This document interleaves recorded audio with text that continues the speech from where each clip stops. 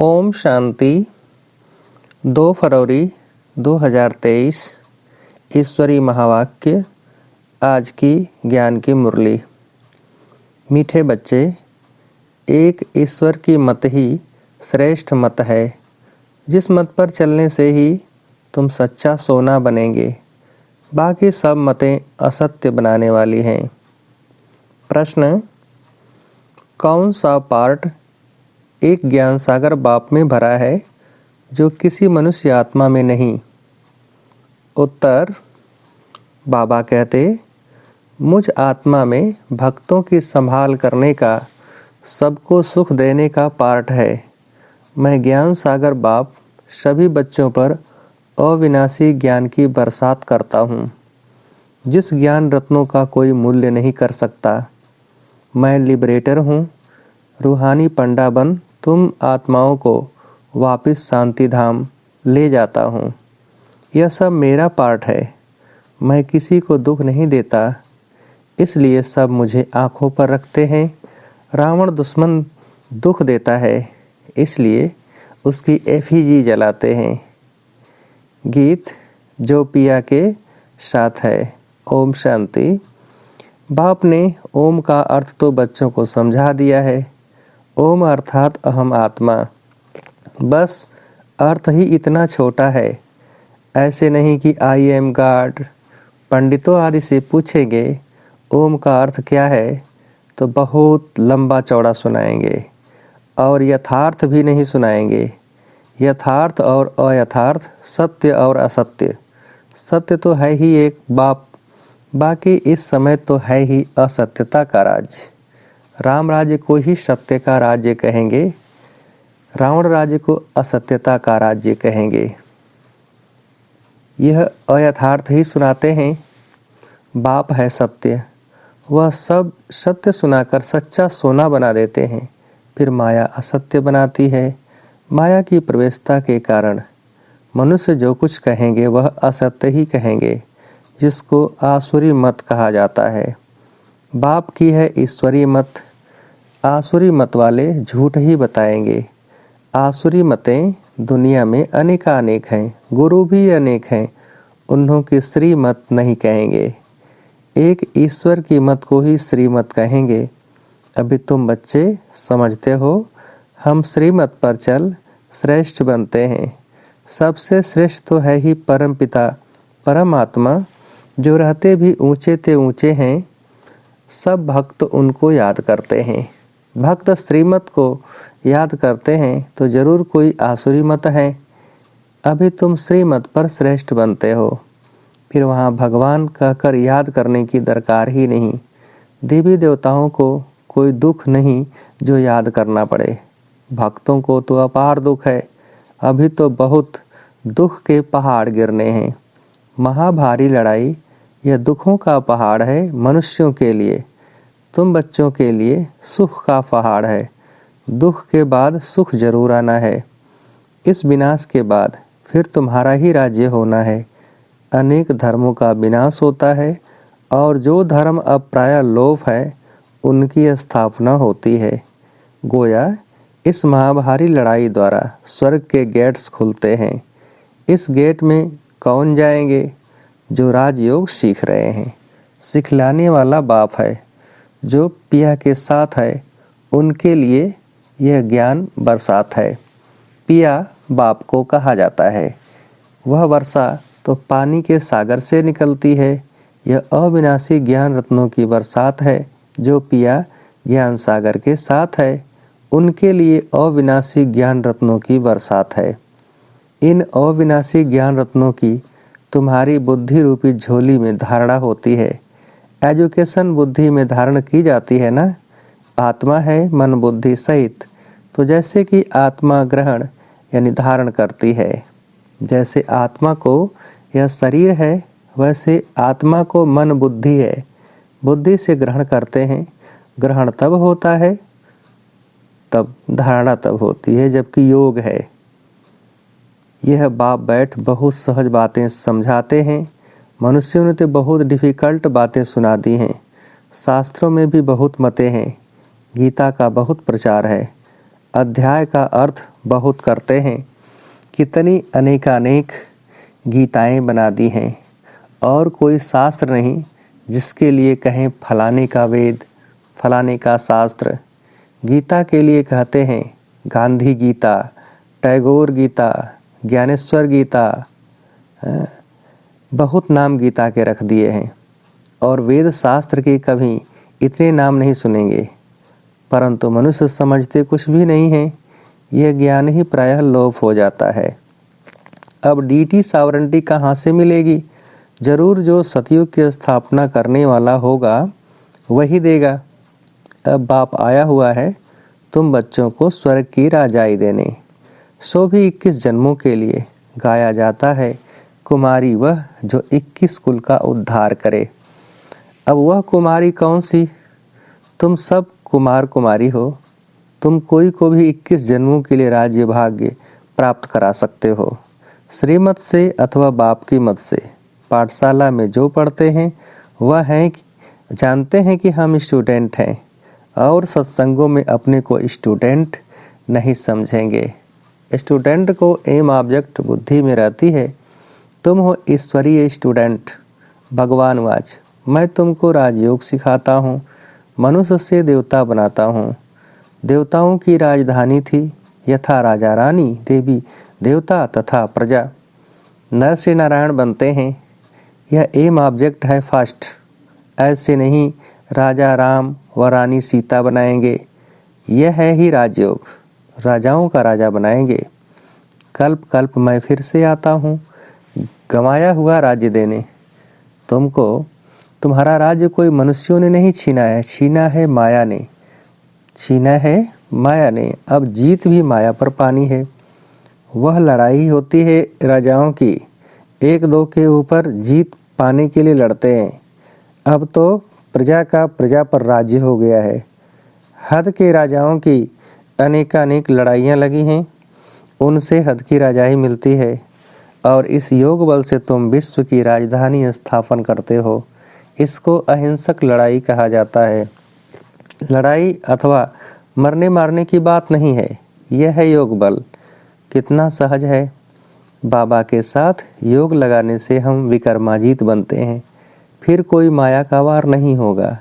हाथम ताई का खेल दिखाते हैं। वह मुहल्ला मुख में डालते थे तो माया गुम हो जाती थी, मुहल्ला निकालते थे तो माया आ जाती थी। अल्लाह अवल दीन का भी नाटक है। ठका करने से बहिष्त निकल आता था, वह है बहिष्त अथवा स्वर्ग। तो बाप बैठ बहिष्त की स्थापना करते हैं ब्रह्मा द्वारा। परमपिता परमात्मा कोई नरक की स्थापना थोड़े ही करेंगे। ऐसे होता तो उनकी एफिजी बनाते। एफिजी तो रावण की निकाली जाती है, क्योंकि रावण ही सबका दुश्मन है। बाप जो स्वर्ग की स्थापना करते हैं उनको तो आँखों पर रखा जाता है। बाप कहते हैं मुझे भक्त याद करते हैं कि आकर दुख से छुड़ाओ, इसलिए आकर लिबरेट करता हूँ। बाप लिबरेटर भी है, रूहानी पंडा भी है। तुमको ले जाते हैं अपने शांति धाम। जो पिया के साथ है उनके लिए अविनाशी ज्ञान रत्नों की बरसात है, जिन ज्ञान रत्नों का मूल्य नहीं किया जाता। बाबा है ज्ञान सागर, तो जरूर आत्मा में पाठ भरा हुआ है। परमपिता परमात्मा खुद भी कहते हैं मेरी जो आत्मा है जिसको तुम परमात्मा कहते हो, मेरे में भी पाठ भरा हुआ है। भक्तों की संभाल करना, सबको सुख देना। दुख तो माया देती है, भक्तों को अल्पकाल के लिए सुख देने का भी मेरा पार्ट है। मैं ही साक्षात्कार कराता हूँ और दिव्य बुद्धि देता हूँ, जिसको ज्ञान का तीसरा नेत्र कहा जाता है, जिससे तुम्हारी बुद्धि का गॉडरेज का ताला खुलता है। मेरा भी पार्ट है, तो जो बाप के साथ हैं उनके लिए ज्ञान बरसात है। अब इतने सब बच्चे कैसे साथ रह सकते? तुम बाप को याद करते रहेंगे तो गोया बाप के साथ ही हो। कोई लंदन, कोई कहाँ है, फिर साथ कहाँ है? उनको भी मुरली जाती है। जो सयाने समझदार होते हैं वह एक हफ्ता भी अच्छी रीति समझे तो उनको सुदर्शन चक्रधारी बना देता हूँ।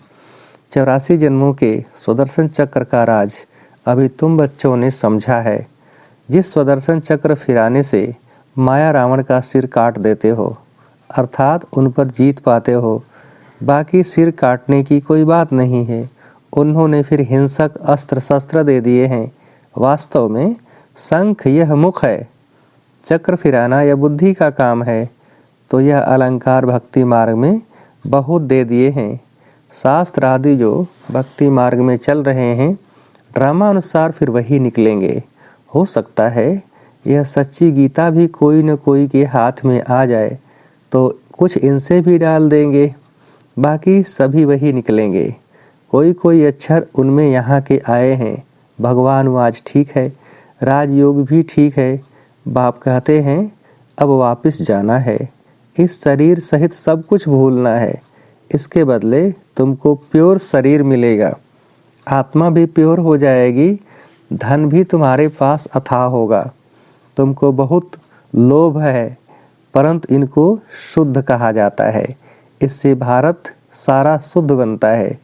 भारतवासी चाहते हैं राम राज्य, वन गवर्नमेंट, वन नेशन हो, एक मत, अद्वैत मत हो। अद्वैत का अर्थ ही है देवता। यह है आसुरी मत। श्रीमत बिगर सब आसुरी मतें हैं, जिस कारण एक दो में लड़ते झगड़ते रहते हैं। ईश्वर के बच्चे न होने कारण निधन के बन पड़े हैं। सतयुग में देवताएं हैं धनी के, वहाँ जानवर भी कभी नहीं लड़ते। यहाँ तो सब लड़ते झगड़ते हैं। सतयुग में है सबको बेहद का सुख। अब तुम बच्चे जानते हो, हम बाप से ईश्वरीय जन्म सिद्ध अधिकार ले रहे हैं। ईश्वर सम्मुख है ना। कहते हैं मैं कल्प कल्प आता हूँ स्वर्ग स्थापन करने। तुम बच्चों के लिए वंडरफुल सौगात ले आता हूँ। बाप कहते हैं मेरे लाडले सिकिल्धे बच्चों, 5000 वर्ष बाद आकर तुम मिलते हो। ऐसे और कोई कह न सके। भल अपने को ब्रह्मा विष्णु शंकर कहलावें, परंतु ऐसी बातें किसको कहने आएगी ही नहीं। इसमें कोई कॉपी कर न सके। बाप कहते हैं मेरे लाडले सिकिल्धे बच्चों, 5000 वर्ष के बाद फिर से आकर तुम मिले हो। सिर्फ तुम ही, बहुत बच्चे मिलते रहेंगे। राजधानी स्थापन करने में बहुत मेहनत लगती है। राजा रानी एक, फिर उनके बच्चे वृद्धि को पाएंगे। भारत में प्रिंस प्रिंसेस कितने होंगे समझो, 1,02,000 हैं। प्रजा होगी 40-50 करोड़। तो मंजिल बहुत बड़ी है। यह बाप की कॉलेज है, तो कितना अच्छी रीति पुरुषार्थ करना चाहिए। बाप तो कहेंगे राजाओं का राजा बनो, न कि प्रजा। बनेंगे वही जो कल्प पहले बने होंगे। हम साक्षी होकर देखेंगे कौन किस प्रकार का वर्षा लेते हैं। कोई तो एकदम पकड़ लेते हैं। मोस्ट बिलीवेड बाप है, चुंबक पर सुइयां खींच कर आती हैं। कोई में कट यानी जंक जास्ती होती है, कोई में कम। नज़दीक वाले तो एकदम आकर मिलेंगे, साफ सुई झट खींच आएगी। बाप कट को निकालकर ऐसा चमकाते हैं जो तुम बच्चे वहाँ साथ रहेंगे। तुमको रुद्रमाला में पिरोना है, गायन भी है, परंतु जानते नहीं हैं कि यह माला किसकी बनी हुई है। बाप कहते हैं मेरी माला जो होगी वह स्वर्ग की मालिक होगी। भक्त माला को भी तुम समझ गए हो, वह रावण की माला है। पहले रावण की माला में कौन आते हैं? पूज्य से पुजारी कौन बनते हैं? आप ही पूज्य देवता, फिर पुजारी बनते हैं। यह कितनी गुह्य बातें समझने की हैं। तुम हो प्लैंथ्रोफिस्ट, देह सहित सब कुछ बाप को बलि चढ़ते हो। सन्यासी प्लैंथ्रोफिस्ट नहीं बनते, वह तो घर बार छोड़ जंगल में चले जाते हैं। तुम सब कुछ ईश्वर अर्पण करते हो, एवरीथिंग फॉर गॉड फादर। तो बाप फिर कहते हैं मेरा सब कुछ तुम बच्चों के लिए है। मनुष्य जब मरते हैं तो सब सामग्री करनी घोर को दे देते हैं। बाप कहते हैं मैं भी करनी घोर हूँ, तुम्हारे पास पुराना कफन है, सब दान करते हो, बाप पर बलिहार जाते हो। काम तो फिर भी तुम्हारे ही आता है। बाबा तो मकान आदि भी अपने लिए नहीं बनाते हैं। शिव बाबा है दाता, सारे स्वर्ग की राजाई तुमको दे देते हैं, इसलिए इनको सौदागर भी कहते हैं। कितनी मीठी मीठी बातें हैं। इम्तहान पूरा होने वाला है। बाबा, आखिर इम्तहान कभी पूरा होगा? बाबा कहते हैं, जब तुम मरने पर आएंगे, ज्ञान पूरा होगा, तब यह विनाश आरंभ होगा। फिर गोल्डन स्पून इन माउथ, जन्म लेंगे और स्पून मिलेगा। यहाँ तो 30-40 वर्ष पढ़ते हैं तो यहाँ ही उसका फल मिल जाता है।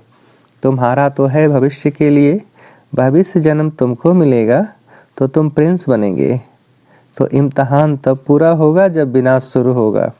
एक तरफ पढ़ाई पूरी होगी और विनाश शुरू हो जाएगा। बाकी रिहर्सल तो होती रहेगी। तुमको इस पढ़ाई का फल फिर नई दुनिया में मिलना है। वहाँ आत्मा, शरीर, राजाई सब नया होता है। ये बड़ी गुह्य धारणा की बातें हैं। पढ़ाई कभी छोड़नी नहीं चाहिए। बाप बैठ समझाते हैं, वंडरफुल बातें हैं ना। देरी से आने वाले भी झट योग और ज्ञान में लग जाते हैं तो वह भी ऊंच पद पा सकते हैं। अच्छा, मीठे मीठे सिकिलधे बच्चों प्रति माता पिता बाप दादा का याद प्यार और गुड मॉर्निंग। रूहानी बाप के रूहानी बच्चों को नमस्ते। हम रूहानी बच्चों की रूहानी बाप को नमस्ते। धारणा के लिए मुख्य सार। पहली पॉइंट, शरीर और आत्मा दोनों को पवित्र बनाने के लिए इस पुराने शरीर सहित सब कुछ भूलना है। देह सहित बाप पर पूरा बलि चढ़ फिलैंथ्रोपिस्ट यानी कि महादानी बनना है। दूसरी पॉइंट, बाप के श्रीमत पर चल बेहद का सुख लेना है। यह शुद्ध लोभ रखना है जिससे सारी विश्व सुखी बने। बाकी अशुद्ध लोभ त्याग देना है।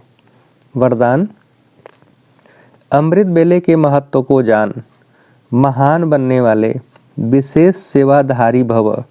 विस्तार, सेवाधारी अर्थात आँख खुले और सदा बाप के साथ बाप के समान स्थिति का अनुभव करें। जो विशेष वरदान के समय को जानते हैं और वरदानों का अनुभव करते हैं वही विशेष सेवाधारी हैं। अगर यह अनुभव नहीं तो साधारण सेवाधारी हुए, विशेष नहीं। जिसे अमृत बेले का संकल्प का, समय का और सेवा का महत्व है, ऐसे सर्व महत्व को जानने वाले महान बनते हैं और औरों को भी महत्व बतलाकर महान बनाते हैं। स्लोगन, जीवन की महानता सत्यता की शक्ति है जिससे सर्व आत्माएं स्वतः झुकती हैं। जीवन की महानता सत्यता की शक्ति है जिससे सर्व आत्माएं स्वतः झुकते हैं। अच्छा, ओम शांति।